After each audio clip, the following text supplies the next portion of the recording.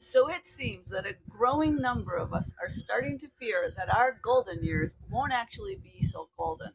Maybe that also includes you. It's bad enough that our working years in our late stage capitalist economy, with their emphasis on work more, earn more, and be more, have left many of us feeling isolated, depleted, and anything but ready to take care of ourselves in our later years. Then there's the reality that many of the supports that people have relied on for generations to ensure their well being in retirement, like Social Security and Medicare, and even democracy and a healthy planet to live on, are increasingly under threat by our own governments as well as greedy billionaires and corporations. To my mind, conventional retirement planning, with its singular focus on socking away large amounts of money, has long seemed out of touch with reality or the goal of a fulfilling life. That's because even if you are able to accumulate wealth in a retirement account, you're going to need a lot more than financial capital to live well throughout your life, and especially in your later years, given the political, economic, and climate uncertainties that lie ahead. If you only prioritize financial capital, you set yourself up to spend your elder years as a lonely, unhappy, brittle, embittered old miser. What's the point of all that money and the sacrificed quality of life in the pursuit of it then? And let's not overlook the fact that just like conventional personal finance, traditional retirement planning is extractive and disconnected from the natural world and living systems we humans are very much a part of, which play a vital role in providing the quality of life we'd like to experience at all ages. How did we ever create a system for funding our retirement that's based on investing in the very companies that are destroying that future we're preparing for and enriching the billionaires, CEOs, hedge funds, politicians, causing all this destruction in the process? And if we haven't met before, then welcome to my channel. I'm Laura Oldaney, a green living and money coach helping people of all ages design financially resilient lives in the midst of late stage capitalism and rapid climate change. When you really think about it, there are a lot of flaws with our largely money focused way of preparing for our retirement years.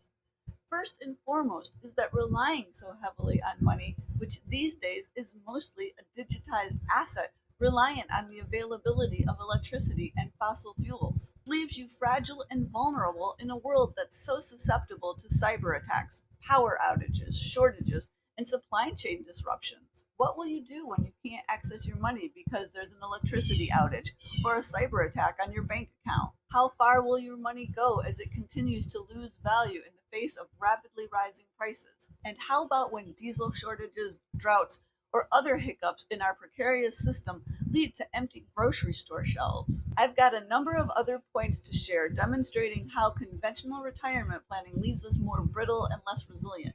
But first, I want to mention that I'll be hosting a Pay What You Want live workshop on retirement beyond the 401k Wednesday, July 15th from 7 to 8:30 p.m. Eastern Time. It'll be an opportunity to delve into a much more holistic, realistic, and climate aware approach to planning for those golden years. I really encourage you to consider participating no matter what age you are.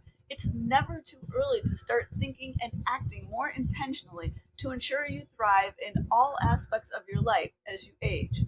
You'll find a link to register in the description below. So let's get back to those ways that traditional retirement thinking is failing most of us. Another thing that I find majorly disconcerting is the importance we place on stockpiling money to be able to afford to live in an assisted living facility or some other place that feels like you've moved into God's waiting room. I get that we want to ensure that we're taken care of as we age and our health declines. But now that hedge funds and private equity have discovered how profitable it can be to buy up these facilities and greatly reduce the quality of care they offer, I'd encourage us to reevaluate that option. Plus, we need more options for aging with grace and dignity that keep people living in stimulating, multi generational situations, not shipped off to Bedpan Alley. Which means we'd also be wise to make healthy lifestyle choices throughout our lives so we're more likely to tip the scales in favor of good health and longevity. I've also noticed how rarely traditional retirement discussions acknowledge the climate crisis and how it could impact people's lives in retirement. I'm not suggesting we all need to relocate to a climate haven because I don't think they exist.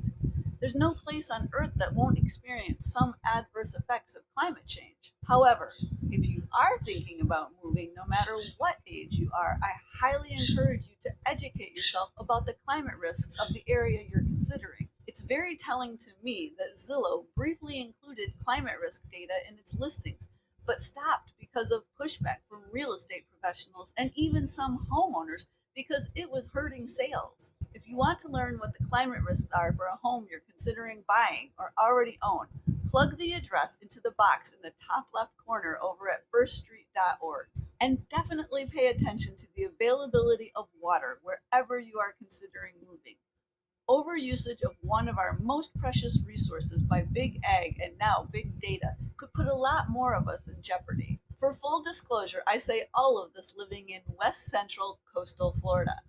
At the moment, I have no plans to move, but I am taking steps to make my body, house, and community more climate resilient.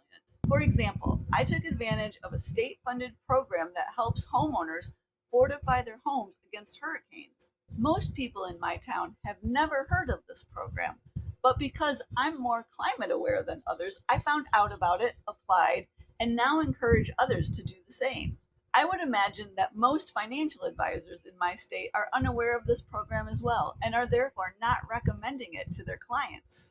Lastly, I just want to underscore how our overemphasis on the pursuit of accumulating large sums of money to fund our golden years diverts our attention away from the value of a number of other smart investments we can be making over the years. For example, that heavy reliance on money often leaves us lonelier, less resourceful, less healthy, and less satisfied because instead of investing in connections, skills, hobbies, and good health, we succumb to the conventional wealth building narrative. From my perspective, personal finance and retirement planning are all about lifestyle design. Money is admittedly the most powerful lifestyle design tool in the toolbox at present, but it's by no means the only one. Our society's fixation on financial capital has dulled our inclination to think more creatively and pursue alternative ways of designing our lives in retirement. Just take a moment to think about what you would like your life to look like in retirement. And go ahead and pause this video if you need to.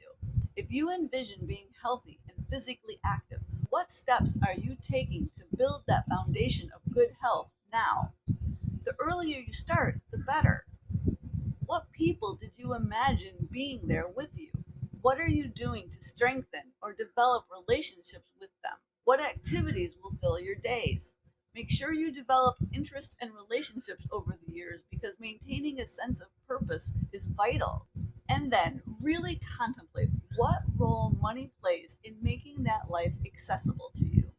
To be clear, I'm not saying you won't need money when you're retired, but it's not the only form of wealth we want to be cultivating throughout our lives. And I'm by no means saying that we shouldn't expect our governments to fund programs that ensure our well being in our retirement as well, especially since we've been paying taxes for these programs throughout our working years. We need to be advocating to ensure that those programs are not eliminated, and all the better if they're made even more robust. And again, if you'd like to continue ruminating with me on retirement beyond the 401k, use the link in the description below to join me for that Pay What You Want online workshop Wednesday, July 15th. We can start designing retirements that not only make our golden years more golden, they can also help bring about that brighter, post capitalist, solar punk, regenerative future so many of us are longing for.